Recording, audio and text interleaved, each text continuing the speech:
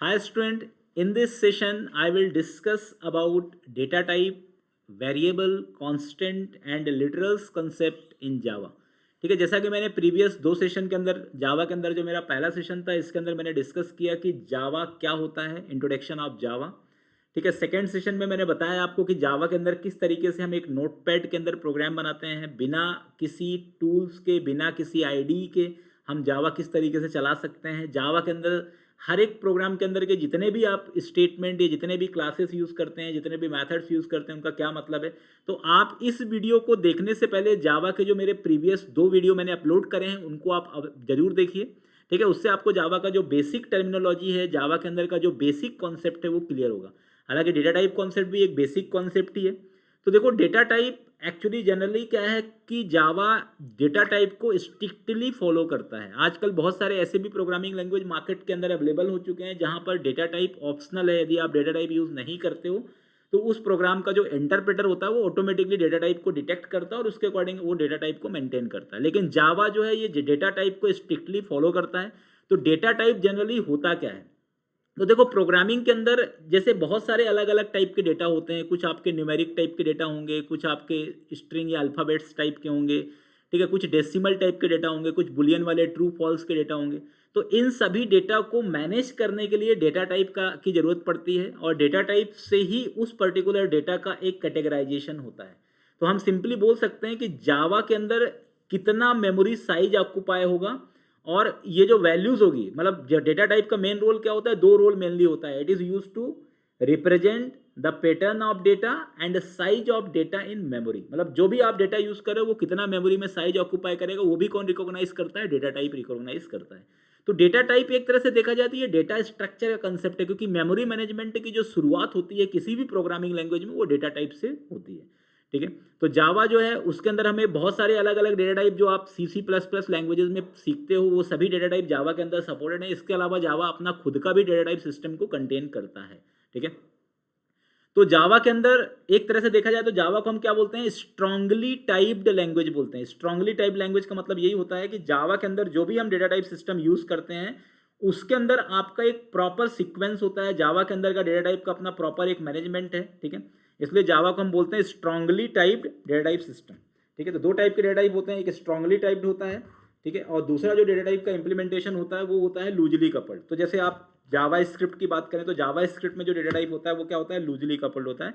लेकिन जावा के अंदर स्ट्रांगली टाइप डेटा टाइप का पूरा सिस्टम इंप्लीमेंटेड होता है। ओके, तो डेटा टाइप का जो डिवीजन है जावा के अंदर, दो तरीके से डिवीजन भी इसके अंदर किया गया है। पहला है प्रिमिटिव डेटा टाइप और दूसरा है डेराइव डेटा टाइप। डेराइव मतलब जावा का अपना खुद का डेटा टाइप का सिस्टम है जिसको अपन डेराइव डेटा टाइप बोलते हैं। तो पहले मैं प्रिमिटिव डेटा टाइप के बारे में बताता हूँ। जैसे आप सी सी प्लस प्लस लैंग्वेज की बात करें तो जैसे सी सी प्लस प्लस के अंदर डेटा टाइप में मोस्ट ऑफ द केस में जो डिवीजन होता है उसमें हम बेसिकली इंट का यूज़ करते हैं।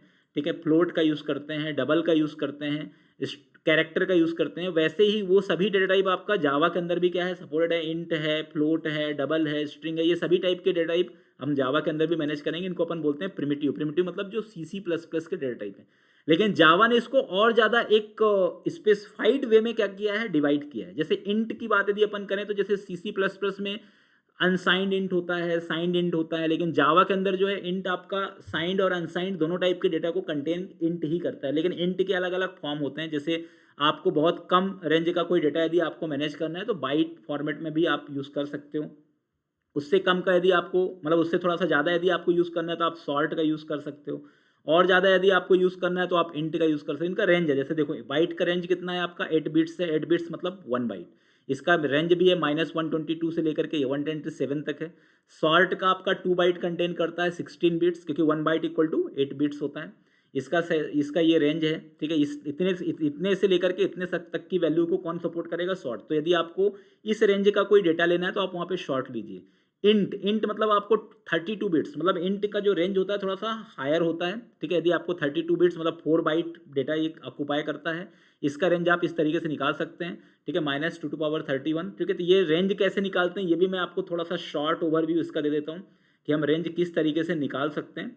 तो रेंज निकालना देखो थोड़ा सा सिंपल, मतलब थोड़ा सा मतलब आपको थोड़ा एक ट्रिक यूज़ करना पड़ेगा। जैसे मैं आपको इंट का रेंज -2^31 से लेकर के 2⁻31 -1 क्यों है, ये कैसे निकाला गया, ये बता देता हूँ मैं आपको। तो आप इसके लिए देखो, रेंज को मैनेज करने के लिए आप इस तरीके से जीरो, जैसे आप समझते होगे कि 32 बिट्स को हम किस तरीके से इसका इम्प्लीमेंटेशन करेंगे, रेंज 0 to 31 और -13, क्योंकि अपने को पॉजिटिव में भी जाना है, निगेटिव में जाना है। तो मेमोरी को, जो मेमोरी बाइट्स है उसको हम 2 की पावर में इम्प्लीमेंट करेंगे, तो 2⁻31 -1 मतलब प्लस में आपका -1 होगा और यहाँ पे -2⁻31 होगा। तो इस तरीके से इसका पूरा रेंज होता है। जैसे आपका मतलब, जैसे आप कैरेक्टर के अंदर भी देख सकते हो, यदि इसका कोई रेंज यदि अपने को निकालना है, ठीक है, तो इसका रेंज का भी वही सेम प्रिंसिपल है। यदि आपको इसका रेंज यदि निकालना है तो इसके लिए भी, यदि यहाँ 16 बाइट्स है तो 16 बाइट्स को अपन 0 to 15 के रेंज में क्या करेंगे, डिवाइड करेंगे, और ये माइनस में जाएगा तो यहाँ पे -2⁻15 to 2⁻15 -1, इस तरीके से हम इसका रेंज निकाल लेते हैं। तो बहुत सारी कंपनी में रेंज भी पूछा जाता है डेटा टाइप का, तो आपको बिल्कुल घबराने की जरूरत नहीं है, आप बिल्कुल सिंपल वे में डेटा टाइप का रेंज मैनेज कर सकते हो। तो जैसे कुछ लोग बोलते हैं कि इंट, फ्लोट, डबल यही होता है जावा में, ऐसा नहीं है। इंट के भी अलग अलग यूनिट है। आपको बाइट जावा में सबसे स्मॉलेस्ट यूनिट होता है इंट का, इसके बाद शॉर्ट, इसके बाद इंट, इसके बाद लॉन्ग। लॉन्ग का जो साइज होता है वो 8 बाइट होता है, ठीक है, 8 बाइट मतलब 64 बिट, और इसका साइज आप इस तरीके से निकाल सकते हो, ठीक है। फ्लोट जो होता है वो डेसिमल वैल्यू को कंटेन करता है, मतलब पॉइंट वाली वैल्यू को कंटेन करता है, इसका भी 4 बाइट्स इसका साइज होता है, 4 बाइट मतलब 32 बिट्स, ठीक है। इस तरीके से हम इसको मैनेज कर सकते हैं। डबल जो होता है वो 8 बाइट होता है, 64 बिट्स रेंज को कंटेन करता है। कैरेक्टर जो होता है वो 2 बाइट्स कंटेन करता है, 16 बिट्स, ठीक है, क्योंकि उसका रीजन ये होता है कि जावा के अंदर यूनिकोड टेक्स्ट फॉर्मेट को सपोर्ट करता है, और यूनिकोड टेक्स्ट फॉर्मेट में 2 बाइट की रिक्वायरमेंट होती है। CC++ में कैरेक्टर 1 बाइट होता है, तो ऐसा भी इंटरव्यू कहीं पूछता है कि CC++ में तो कैरेक्टर 1 बाइट होता है, जावा में 2 बाइट कैसे हो गया। तो आप उसका आंसर ये दे सकते हो कि जावा के अंदर यूनिकोड टेक्स्ट फॉर्मेट को सपोर्ट करता है, यूनिकोड टेक्स्ट कैरेक्टर सेट को सपोर्ट करता है जावा, इसलिए उसके अंदर कैरेक्टर की जो साइज है वो 16 बिट्स है, मतलब 2 बाइट है, okay. Boolean, Boolean size not precisely defined, values आपका ट्रू और फॉल्स के फॉर्म में यूज करता है। ट्रू इंटरनली 1 से इंडिकेट होता है, फॉल्स 0 से होता है। तो 1 0 के फॉर्म में क्या होता है, इसका इंप्लीमेंटेड होता है, इसका पूरा इंप्लीमेंटेशन। इसका कोई परफेक्ट साइज नहीं है, इसका साइज कोई मतलब प्रिसाइज नहीं, जैसे ये फिक्स साइज का ऐसा नहीं है कि कुछ लोग ऐसा बोलते हैं कि ये 1 बिट कंटेन करता है, ऐसा नहीं है, ठीक है। नॉट प्रिसाइजली डिफाइंड मतलब इसमें यदि आपको देखना भी है तो जावा के अंदर का पूरा एक जावा का प्रिमिटिव टाइप का पूरा एक डॉक्यूमेंटेशन है, जो ओरेकल की साइट ने दिया है। आप यहाँ पे लिख सकते हो जावा प्रिमिटिव टाइप्स, ठीक है, और ओरेकल भी लिख दोगे तो ओरेकल ने जावा का प्रिमिटिव टाइप्स का पूरा इम्प्लीमेंटेशन ओरेकल की साइट में देखना, ठीक है। तो इसने जावा का प्रिमिटिव टाइप्स का पूरा इम्प्लीमेंटेशन दिया हुआ है, ठीक है, क्योंकि ये देखो ये डॉक्यूमेंटेशन है ओरेकल का। ये ओरेकल मतलब जिस कंपनी ने बनाया है जावा को, उसी का पूरा डॉक्यूमेंटेशन है। तो सीधी सी बात है, ऑब्वियस सी बात है, यदि उसका खुद का डॉक्यूमेंटेशन है तो वो तो कभी इनकरेक्ट हो ही नहीं सकता। तो इसके डॉक्यूमेंटेशन में देखो, इसमें पूरा डेटा टाइप का सिस्टम यहाँ पे दिया हुआ है, लॉन्ग, डबल, बुलियन, बुलियन के लिए भी दिया हुआ है, true and false, use data type, simple flags that track true और फॉल्स, ठीक है। तो हर एक डेटा टाइप के बारे में ये पूरा बताया। इसकी डिफॉल्ट वैल्यू कितनी होती है, यदि आप बाइट में कुछ नहीं दोगे तो 0 वैल्यू होती है, शॉर्ट में, तो ये भी पूछ दिया जाता है इंटरव्यू में। तो देखो कोई भी मतलब पर्टिकुलर यदि आपको कोई सही जानकारी चाहिए, क्योंकि अलग अलग वेबसाइट में अलग अलग इन्फॉर्मेशन दी जाती है, लेकिन जावा के अंदर का जो ये ओरेकल का ऑथोराइज साइट है, इसके अंदर जो आपको इन्फॉर्मेशन दिया जाएगा वो बिल्कुल करेक्ट दिया जाएगा। तो आप यहाँ से भी सब चीज़ों की स्टडी कर सकते हो, ठीक है। तो ये मैं जो अभी आपको बता रहा था, that is the primitive data types in Java, okay. इसके बाद डेराइव डेटा टाइप, ऐसे डेटा टाइप होते हैं जो जावा ने खुद बना करके रखा है। ये डेटा टाइप CC++ से डेराइव नहीं किए गए हैं, ये जावा के अपने खुद के डेटा टाइप सिस्टम होता है। जैसे इसमें एरे हो गया, कलेक्शन हो गया, ठीक है। तो एरे मतलब ये collection of elements of the same type, ये भी एक डेटा टाइप ही है। क्लासेस की बात करें अपन, और अभी अपन पढ़ेंगे आगे, इंटरफेसेस की बात करें, इनोमरेशन की बात करें, तो ये सभी के सभी क्या होते हैं, these are the different type of data types, okay. तो इस तरीके से हम इसको रिप्रेजेंट कर सकते हैं। तो ये तो मैंने आपको डेटा टाइप का एक बेसिक डिवाइडेशन बता दिया कि एरे, क्लासेस, इंटरफेस, इनोमरेशंस, ये सब डेराइव डेटा टाइप में आते हैं। इवन कुछ डेराइव डेटा टाइप और हैं, जैसे बात करता हूँ मैं स्ट्रिंग की। तो स्ट्रिंग भी अपने आप में क्या है, एक डेराइव डेटा टाइप में आएगा, ठीक है। तो स्ट्रिंग एक्चुअली क्या होता है कि ये कैरेक्टर एरे के फॉर्म में भी क्या है, इम्प्लीमेंटेड है, और इसको स्ट्रिंग को आप अपन किस में मैनेज कर सकते हैं, डेराइव डेटा टाइप में भी मैनेज कर सकते हैं, ठीक है। तो string is the part of derive data type. Just a minute, I will select this. तो और कुछ डेराइव डेटा टाइप के नाम दे देता हूँ मैं आपको। स्ट्रिंग हो गया, ठीक है, स्ट्रिंग बिल्डर हो गया, स्ट्रिंग बफर हो गया, ठीक है। These all concept we will discuss.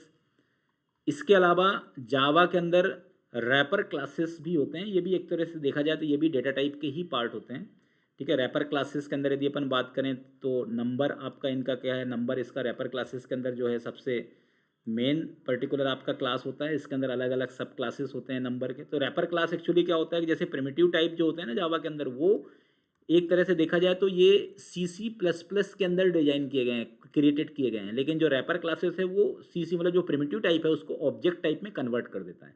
तो नंबर हो गया, नंबर के अंदर आपका बाइट भी हो जाएगा, सॉर्ट भी हो जाएगा। इन सब के अपने अलग अलग क्या हैं, डिवीजन है। मैं रैपर क्लास का अलग से सेशन बताऊंगा। मैं अभी आपको बता रहा हूँ कि ये भी एक तरह से देखा जाए तो डेराइव टाइप्स में ही आएगा। ठीक है, byte, short, integer, long, okay, double हो गया आपका। ठीक है, ये सब रैपर क्लासेस के अलग अलग क्या है, यूनिट्स हैं। ठीक है, तो आप बोल सकते हो कि रैपर क्लासेस भी डेराइव डेटा टाइप्स में आएगा, एरे भी आएगा, क्लासेस भी आएगा, इंटरफेसेस भी आएगा, इनमरेशंस भी आएगा। ठीक है, तो ये सभी यूजर डिफाइंड डेटा टाइप में आते हैं। जैसे क्लास हो गया आपका, ये यूजर डिफाइंड डेटा टाइप है जो एक टेम्पलेट की तरह काम कर रहा है। तो इसको अपन डिस्कस करेंगे जब अपन ऑब्जेक्ट ओरिएंटेड प्रोग्रामिंग देखेंगे। ठीक है, जब ऑब्जेक्ट ओरिएंटेड प्रोग्रामिंग कंसेप्ट में आएंगे। तो ये डेटा टाइप्स मेरे ख्याल से आपने यदि इतना अच्छे से इतना ही किया है तो ये इनफ है आपके लिए। ठीक है, अब डेटा टाइप से रिलेटेड कुछ इंटरव्यू क्वेश्चन भी पूछे जाते हैं।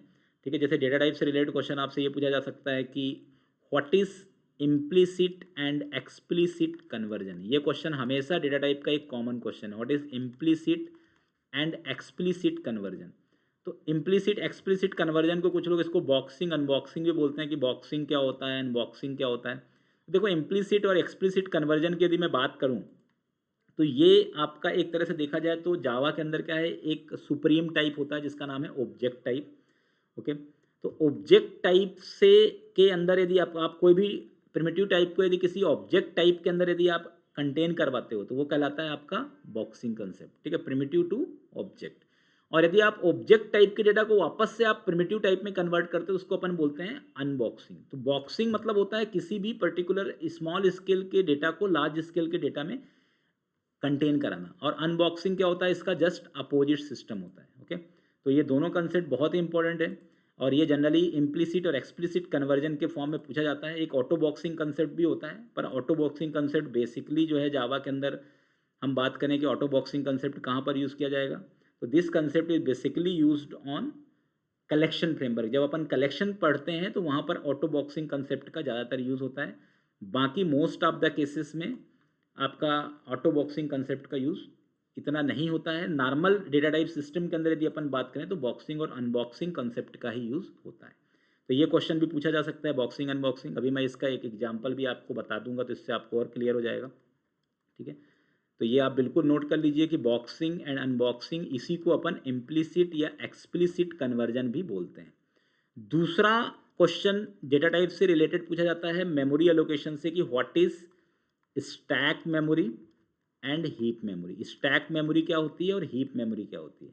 ठीक है, तो स्टैक मेमोरी और हीप मेमोरी से रिलेटेड क्वेश्चन पूछा जाता है। तो स्टैक मेमोरी एक्चुअली जैसे मैंने आपको बताया ना, प्रिमिटिव डेटा टाइप, तो जो प्रिमिटिव डेटा टाइप होते हैं इनको वैल्यू डेटा टाइप भी बोलते हैं, वैल्यू टाइप डेटा टाइप भी बोलते हैं। तो जितने भी प्रिमिटिव डेटा टाइप होते हैं, जैसे आपने लिखा इंट ए असाइन 10, तो ये पूरा एक स्टैक मेमोरी में अपने डेटा को स्टोर कर लेते हैं। तो जितने भी प्रिमिटिव डेटा टाइप है, चाहे वो इंट हो, चाहे वो शॉर्ट हो, चाहे वो बाइट हो, चाहे वो लॉन्ग हो, चाहे वो डबल हो, चाहे वो फ्लोट हो, चाहे वो कैरेक्टर हो, चाहे वो बुलियन हो, ये सभी के सभी अपने डेटा स्टैक मेमोरी में स्टोर करते हैं क्योंकि stack memory value type data container होता है।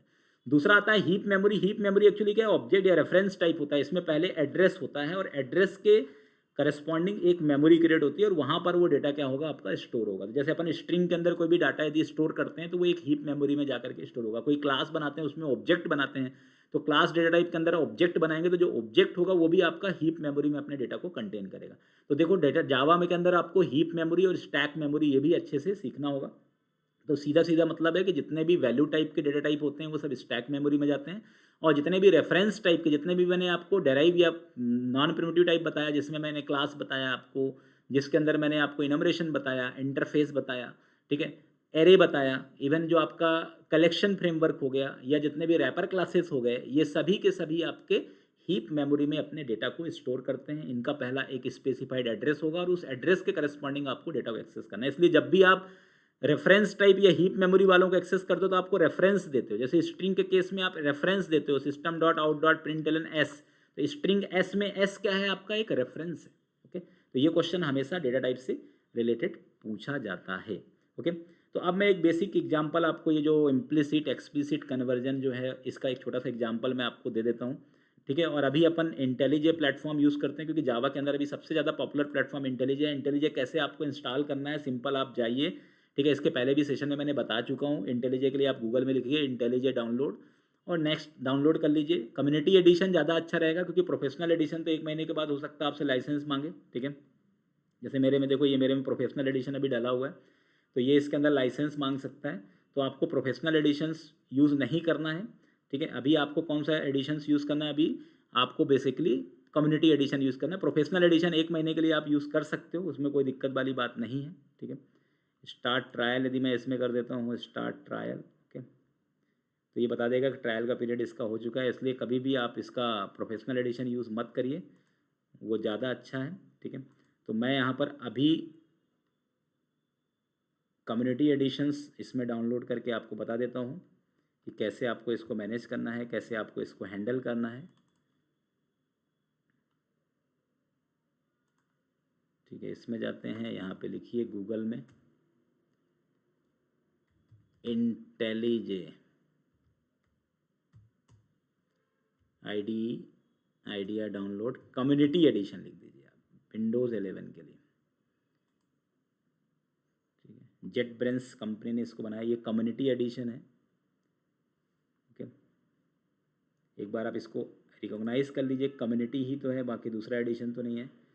इंटेलिजे, ये यहाँ पे नीचे आएगा कम्युनिटी एडिशन, ठीक है। ये देखो प्रोफेशनल एडिशन की प्रचार कर रहा है, इसलिए आप नीचे जा कर के डाउनलोड करिए तो ज़्यादा अच्छा रहेगा। क्योंकि कंपनी तो सीधी सी बात है ना कि जो चीज़ पेड होगी उसी को बेचने को मैनेज करेगी। कम्युनिटी एडिशन जो है ना, ये फ्री है, इसको आप चला सकते हो। इसमें कुछ फीचर्स आपको कम मिलेंगे, लेकिन प्रैक्टिस के लिए बेटर है, ठीक है। और अभी इंटेलिजे आइडिया ही सबसे बेस्ट आईडी है, इंटीग्रेटेड डेवलपमेंट इन्वायरमेंट है, ठीक है। जब तक ये मैनेज हो रहा है तब तक मैं आपको वेरिएबल्स, कांस्टेंट और लिटरल्स के बारे में बता देता हूँ। ये भी एक छोटा सा टॉपिक है। तो अभी इनिशियली जो हमारे बेसिक टॉपिक्स हैं उनको अपन जनरलाइज करते हैं, इसके बाद फिर हम एडवांस टॉपिक में जाएंगे, क्योंकि ये C++ के टॉपिक है। लेकिन कुछ ऐसे भी स्टूडेंट होंगे जो डायरेक्टली जावा सीखना चाहते हैं, तो उनके लिए ये बेटर है। उनको जैसे मान लो किसी जो फर्स्ट टाइम जावा सीख रहा है, उसको पता ही नहीं होगा वेरिएबल्स क्या है। तो actually variables are containers, variables containers होते हैं, ठीक है, जो आपके डेटा को कंटेन करते हैं। जैसे आपको कुछ स्टोर करना है वैल्यूज़, तो आपको वेरिएबल बनाना पड़ेगा। तो वेरिएबल का सबसे बड़ा रोल होता है, क्योंकि आपको कहीं ना कहीं वैल्यू तो कंटेन करना पड़ेगा ना। तो variables is use to contain the data, simply आप बोल सकते हो दैट कैन बी चेंज, जिसको हम चेंज कर सकते हैं, ठीक है। लेकिन वेरिएबल्स जो होता है ना, स्ट्रांगली टाइप्ड जावा में फॉलो होता है। तो वेरिएबल का जो डिक्लेरेशन होता है स्ट्रांगली टाइप्ड होता है। स्ट्रांगली टाइप मतलब आपको डेटा टाइप को फॉलो करना पड़ेगा। यदि आप डेटा टाइप फॉलो नहीं करते हो तो आप वेरिएबल में काम नहीं कर सकते। इसलिए आपको इसमें डेटा टाइप का सिस्टम जरूर मैनेज करना पड़ेगा। तो वेरिएबल का डिक्लेरेशन यही है कि आपको पहले डेटा टाइप देना रहेगा और उसके बाद वेरिएबल का नाम। जैसे मैं लिखता हूँ इंट a बराबर 10, तो यहाँ पे a क्या हो गया, आपका एक वेरिएबल हो गया जो 10 वैल्यू क्या करेगा, स्टोर करेगा, ओके। तो इसको आप 2 लाइन में भी लिख सकते हो। यदि आप इंट ए लिख करके ए असाइन 10 कर सकते हो, मतलब ए में अपन ने वैल्यू कितनी दी, ए को अपन ने डिक्लेयर किया और ए में वैल्यू अपन ने असाइन किया, तो इसको बोलते हैं डिक्लेरेशन ऊपर वाले को, दूसरे को बोलते हैं इनिशियलाइजेशन। तो ये दोनों चीज़ें वेरिएबल के अंदर रिक्वायर्ड है। लेकिन वेरिएबल का एक सबसे बड़ा प्लस पॉइंट होता है कि वेरिएबल की वैल्यू हम चेंज कर सकते हैं। दूसरा आता है constant. Constant are variables whose value can not be change. जैसे कभी कभी आपको कुछ ऐसी रिक्वायरमेंट होती है जिसकी वैल्यू हमें चेंज नहीं करवाना है, हमारी वैल्यू, इसकी वैल्यू हमें फिक्स रखना है। जैसे आप कोई पर्टिकुलर कोई स्कूल के अंदर ही जाते हो तो स्कूल का नाम जो है हमें चेंज नहीं करवाना है, या स्कूल के अंदर का जो इनरोलमेंट आईडी है, जो सेंटर आईडी होता है, या स्कूल की जो रजिस्ट्रेशन आईडी होता है, उसको चेंज नहीं करना है। जैसे पाई की वैल्यू हो गई 3.14, अब ये तो चेंज नहीं हो सकती ना, ये तो जिस साइंटिस्ट ने पाई की वैल्यू फिक्स की, ग्रेविटी की एक कांस्टेंट है जिसकी वैल्यू हम चेंज नहीं कर सकते, तो जो हम चेंज नहीं कर सकते उसको आप कांस्टेंट बना दो, ठीक है। कांस्टेंट के लिए जावा में फाइनल यूज़ किया जाता है। फाइनल कीवर्ड आपको जावा में कांस्टेंट डिक्लेरेशन के लिए लगाना है, ठीक है। वेरिएबल के लिए कोई कीवर्ड नहीं है, लेकिन कांस्टेंट के लिए आपको फाइनल कीवर्ड जस्टिफाई करना पड़ेगा, तभी आप कांस्टेंट बना सकते हो। और फाइनल जो होता है ना, ये क्लास भी होता है, फाइनल मेथड भी होता है, फाइनल वेरिएबल भी होता है। तभी तो अपन वेरिएबल की बात करते हैं कि फाइनल वेरिएबल मतलब जिसकी वैल्यू हमने फाइनल कर दी, मतलब जिसकी वैल्यू हम चेंज नहीं कर सकते, उसे अपन क्या बोलते हैं, फाइनल वेरिएबल। और इसी को जावा में कांस्टेंट देते हैं और इसकी वैल्यू देना जरूरी है। लिटरल्स, अब कुछ बहुत सारे लोगों को वेरिएबल कांस्टेंट तो पता होता है, लेकिन लिटरल की बात करें तो ऊपर से जाता है। लिटरल तो सबसे ज़्यादा यूज़ करते हो, जैसे जो मैं बोल रहा हूँ ये लिटरल है, ठीक है। जैसे आप बोलते हो 10 रुपये दे दो, तो 10 रुपये दे दो, तो 10 रुपये जो आप बोल रहे हो वो क्या है, लिटरल है। दे दो जो आप बोल रहे हो वो स्ट्रिंग टाइप का लिटरल, 10 जो आप बोल रहे हो वो इंटीजर टाइप का लिटरल है। ठीक है, आप बोलोगे 10.45 रुपीज़, तो 10.45 क्या है आपका, एक तरह से देखा जाए तो फ्लोट डबल लिटरल है, फ्लोट के अंदर एफ लगाना पड़ता है। मैं देखूंगा 10.45 एफ, तो वो क्या होगा, फ्लोट लिटरल होगा। तो लिटरल मतलब होता है data, literal are data values that appear directly in the code. तो मतलब लिटरल मतलब वैल्यूज को हम बोल सकते हैं। ठीक है, अब वापस से देखते हैं कि हमारा जो डाउनलोडिंग प्रोसेस है वो कितना इंप्लीमेंट हुआ है। ठीक है, वी अगेन गो देयर। ठीक है, डाउनलोडिंग प्रोसेस जो है हमारा हो चुका है। एक बार हम इसको शो इन फोल्डर करते हैं और इंटेलिजे किस तरीके से हम इसके अंदर इंस्टॉलेशन करेंगे, that things also I am discussing here. ठीक है, सिंपल इंस्टॉलेशन है, आपको रन एज एडमिनिस्ट्रेटर कर दीजिए और नेक्स्ट नेक्स्ट नेक्स्ट करेंगे तो इसका मेरे ख्याल से जो इंटेलिजे का कम्युनिटी एडिशन है वो आपके सिस्टम में इंस्टॉल हो जाएगा। Okay, it can take the time, थोड़ा सा ये समय भी ले सकता है आपका। तो बहुत ही सिंपल इंस्टॉलेशन है। ठीक है, आपको ज़्यादा कुछ भी करने की आवश्यकता इसमें नहीं है, बस ये है कि आपके मशीन का कॉन्फ़िगरेशन थोड़ा अच्छा होना चाहिए। ऐसा नहीं है कि आपके मशीन के अंदर आपका रैम कैपेसिटी ही ना हो तो वो उसको ले ही नहीं पाएगा। ठीक है, एक बार मैं अपने मशीन का कॉन्फ़िगरेशन भी चेक कर लेता हूँ, because configuration is required, configuration आपका अच्छा होना चाहिए।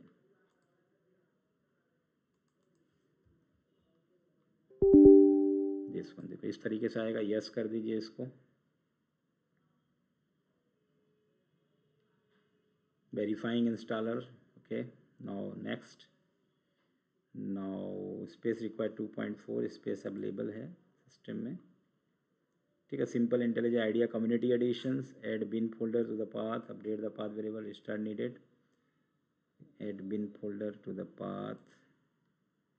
Okay, we will manage it, dot java ही लेना है अपने को, बाकी चीज़ें इंस्टॉल नहीं करना है। क्रिएट डेस्कटॉप शॉर्टकट यदि आपको देना है, नेक्स्ट कर दीजिए, इसको इंस्टॉल कर दीजिए। इस तरीके से आपके मशीन में ये पूरा इंटेलिजे जो है वो इंस्टॉल हो जाएगा।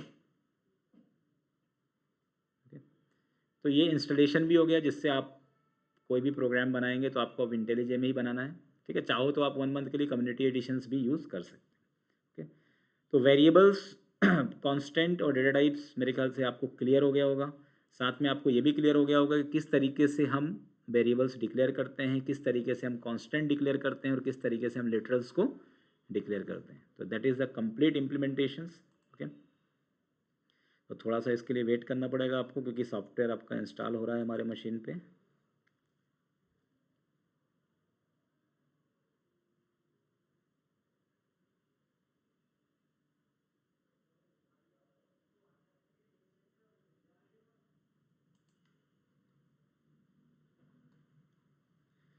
ठीक है, तब तक मैं कुछ प्रोग्राम्स भी आपको देता हूँ कि इस टाइप के प्रोग्राम्स आप ट्राई करिए बनाने को ज़्यादा से ज़्यादा, क्योंकि आप प्रोग्राम्स बनाएंगे तभी ज़्यादा बेटर तरीके से आप चीज़ों को मैनेज कर पाएंगे, हैंडल कर पाएंगे।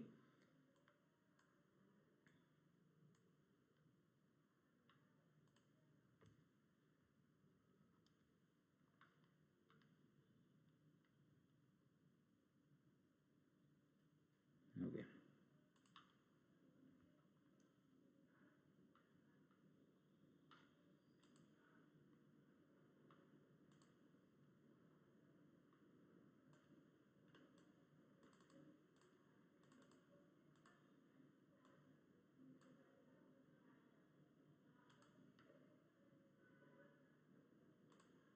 ओके, तो एक प्रोग्राम आप ट्राई कर सकते हो।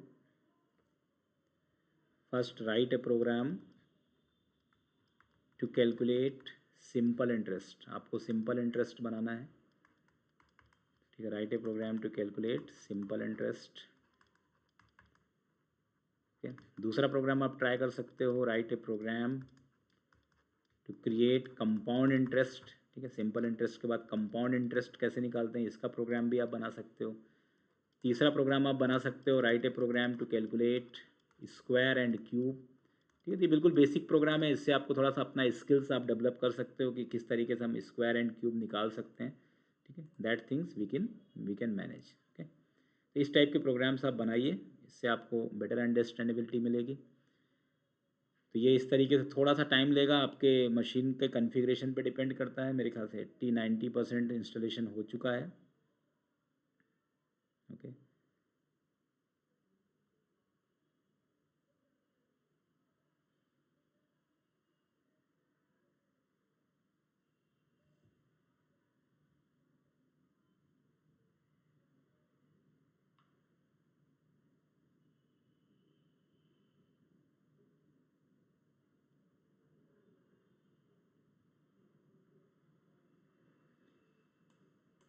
ओके, तब तक हम प्रोग्राम्स को नोटपैड में भी बना सकते हैं। एक बार मैं इसको नोटपैड में भी बना के दिखा देता हूँ आपको। Just a minute, open notepad, और फिर हम उस प्रोग्राम्स को कन्वर्ट कर देंगे इंटेलिजे में। तो जैसे मैंने आपको बोला इम्प्लिसिट और एक्सप्लिसिट कन्वर्जन का प्रोग्राम बनाना है, तो ऑब्जेक्ट टाइप से बेटर कुछ नहीं है, क्योंकि जावा में ऑब्जेक्ट टाइप जो होता है this is the universal type और this is the super class that contain all data type. तो मैं यहाँ पे लिख देता हूँ क्लास बॉक्सिंग अनबॉक्सिंग, ठीक है, तो बॉक्सिंग लिख देता हूँ यहाँ पे। After that public static void main string arcs. तो पहले बॉक्सिंग में क्या होगा, जैसे मैंने यहाँ पे इंट टाइप का एक डेटा लिया, I will take the data type int a assign 10, and after that I will take the data type object O, okay, and if I am assigning O, a को मैंने दी ओ में assign किया, तो ये boxing हो जाएगा, ठीक है। बॉक्सिंग मतलब प्रिमिटिव टू ऑब्जेक्ट टाइप। अब इसका अपोजिट है, जैसे मेरे पास इंट बी है, अब इस बी के अंदर अगेन मुझे ओ को असाइन करना है, तो बी के अंदर यदि मुझे ओ को असाइन करना है, तो इसके लिए मुझे क्या करना पड़ेगा, इसके लिए मुझे टाइप कास्ट करना पड़ेगा यहाँ पे। तो इसे अपन बोलते हैं अनबॉक्सिंग। अनबॉक्सिंग के लिए आपको टाइप कास्टिंग करना पड़ेगा, okay. Now I will display system dot out dot print L N, और यहाँ पे मैंने इसको डिस्प्ले कर दिया, यहाँ पे लिख दिया मैंने O plus O, and here I will write plus B equal to plus B. इसको बोलते हैं कॉन्केटिनेशन। आप चाहो तो अलग अलग लाइन में भी लिख सकते हो, ठीक है। This is a first statement and I will concatenate with second statement and third statement. Now I will save this program, ठीक है। इस प्रोग्राम को मैं सेव कर देता हूँ। डी ड्राइव के अंदर जाऊँगा मैं, यहाँ पे जावा के अंदर कोई भी सेशन है, ठीक है, जावा वर्क के अंदर मैं गया और यहाँ पे मैंने इसको सेव कर दिया, boxing dot Java and all files, okay. अब यहाँ पे मैं कमांड प्रॉम्प्ट में जाता हूँ, अगेन आई विल गो। इसके पहले सेशन में मैंने ये सब बताया है किस तरीके से आपको जाना है, कैसे नेविगेट करना है, ठीक है। सी डी जावा वर्क, कैसे पाथ सेट करना है, that all things I will define, कैसे कंपाइल करना है। तो मैं यहाँ पे जाऊँगा जावा सी और यहाँ पे लिखूँगा boxing dot Java, and again I will right Java and boxing, ठीक है। पहले मैंने कंपाइल किया और मैंने यहाँ पे एग्जीक्यूट किया। तो यहाँ पे देख सकते हो ओ की वैल्यू 10 आ गई, बी की वैल्यू 10 आ गई। तो ओ की वैल्यू 10 आ गई मतलब integer to object, that is called boxing और implicit, okay. After that object to integer, object type का डाटा को यदि मैंने बी में असाइन किया तो इसे हम क्या बोलेंगे, अनबॉक्सिंग बोलेंगे, क्योंकि ये एक्सप्लिसिट कन्वर्जन होता है। तो implicit conversion and explicit conversion, इन दोनों के एग्जाम्पल्स मैंने आपको बताया। This is called boxing and unboxing concept, okay. इसके बाद फिनिश कर देते हैं इसको। हमारा जो इंटेलिजे प्लेटफॉर्म है वो भी प्रिपेयर हो चुका है। IntelliJ community edition, IntelliJ idea community edition को अपन क्लिक करते हैं, ठीक है। और किस तरीके से हम इसके अंदर प्रोजेक्ट्स बनाएंगे ये चीज़ें भी मैं इसके अंदर डिस्कस कर देता हूँ। फर्स्ट टाइम में आपसे ये पूछेगा, बार बार नहीं पूछेगा। Acceptance terms and conditions, okay. इसके बाद इंटेलिजे अल्टीमेट 2024 आपको यूज़ करना है, okay. And back I will manage skip import, यहाँ से डायरेक्टली आपका प्रोजेक्ट्स क्रिएट हो जाएगा। यहाँ पे हमें न्यू प्रोजेक्ट क्रिएट करना है, ओके। प्रोजेक्ट का नाम दे दो, यहाँ पे मैंने दे दिया बेसिक प्रोग्राम। जहाँ पर भी आपको सेव करना है, अभी तो ये बाय डिफ़ॉल्ट अपने डिफ़ॉल्ट लोकेशन में सेव करेगा। डाउनलोड ओरेकल ओपन जेडीके पूछ रहा है कि आप इसको मैनेज करना चाहते हो। ओपन जेडीके इसके अंदर बाय डिफ़ॉल्ट मैनेज है। आप चाहो तो अपना ओरेकल का भी कॉन्फ़िगरेशन अपना खुद का भी कर सकते हो। यहाँ पे क्रिएट कर दो, तो यहाँ से हमारा पूरा प्रोजेक्ट क्या हो जाएगा, ऑटोमेटिकली ये पूरा बना करके आपको दे देगा, okay. The project has been created. Now I will click on SRC। यहाँ पे देखो एक सैम्पल प्रोग्राम भी ये बना करके दे रहा है, मेन प्रोग्राम, ठीक है। अभी इसमें लूप और बहुत सारी चीज़ें हैं, अभी मैं ये यूज़ नहीं करना चाहता, ठीक है। तो मैंने जो नोट पैड के अंदर अभी आपको बताया वही same code I will copy from it, ठीक है। यहाँ से मैंने इसको कॉपी किया, ठीक है। You can type also and I will paste here, और मैंने यहाँ पे पेस्ट कर दिया इसमें, ओके। राइट क्लिक करूँगा मैं। राइट क्लिक करने के बाद यहाँ पर आपका ऑप्शन आ जाएगा इसके अंदर कि हम इसके अंदर रन कर सकते हैं।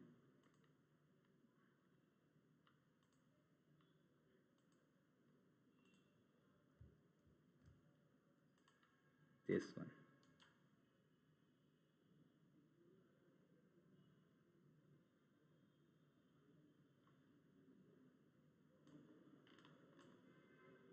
just a minute, open in terminal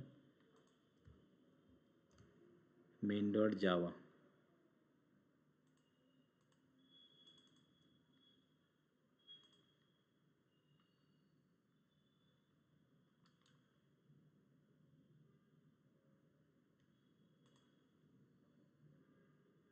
okay, open in terminal.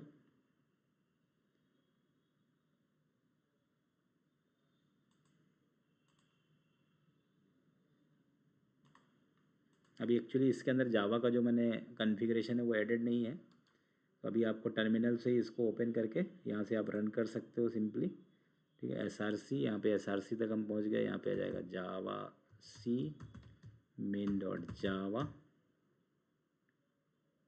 okay, and after that java and main, this way this will execute the program। अब यहाँ से भी आप कर सकते हो। ठीक है, प्रोग्राम यदि आपका एक बार एग्जीक्यूट हो गया तो यहाँ से भी बिल्ड कर सकते हो, मतलब टर्मिनल मोड से भी आप बिल्ड कर सकते हो, डायरेक्टली यहाँ से भी बिल्ड कर सकते हो। ठीक है, first time it will take the time and after that it will work. Okay, तो यहाँ पे देख सकते हो, यहाँ से भी हम इसको बिल्ड कर सकते हैं। तो ये हरा कलर का जो बटन है यहाँ पे आपको आ जाएगा। इसके बाद आप रन भी कर सकते हो, क्योंकि इस फर्स्ट में वो पहले JDK को डाउनलोड करता है, इसलिए वो टाइम लेता है। तो इस तरीके से आप कितने भी क्लासेस यहाँ पे अलग अलग न्यू कर करके बना सकते हो। ठीक है, अब आगे का जो सेशन है उसके अंदर मैं आपको और डिटेल में बताऊँगा कैसे हम इंटेलिजेंट प्लेटफॉर्म में नेक्स्ट प्रोग्राम्स बनाएंगे। Thank you.